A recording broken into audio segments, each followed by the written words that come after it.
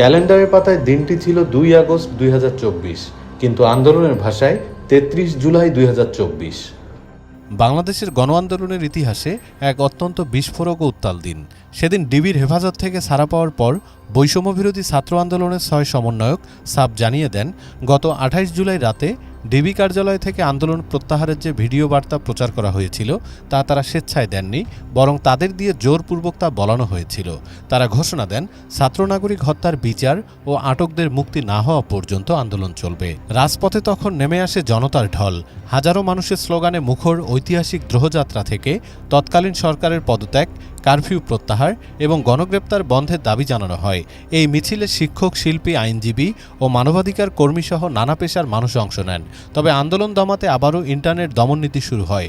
দুপুর 12টার পর হঠাৎ করে 5 ঘন্টার জন্য বন্ধ করে দেওয়া হয় ফেসবুক ও মেসেঞ্জার।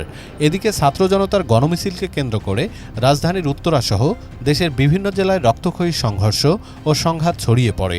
হবিগঞ্জের সংঘর্ষে এক শ্রমিক এবং খুলনায় পিটুনিতে এক পুলিশ সদস্য নিহত হন। আহত হন অন্তত 370 জন। অন্যদিকে আন্দোলন ঘিরে অন্তত 32 শিশুর মর্মান্তিক মৃত্যুর ঘটনায় গভীর উদ্বেগ প্রকাশ করে বিবৃতি দেয় জাতিসংঘের শিশু বিষয়ক সংস্থা ইউনিসেফ।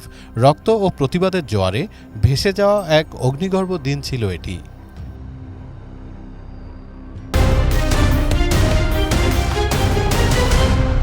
বাংলাদেশ সময়, সবার আগে দেশ।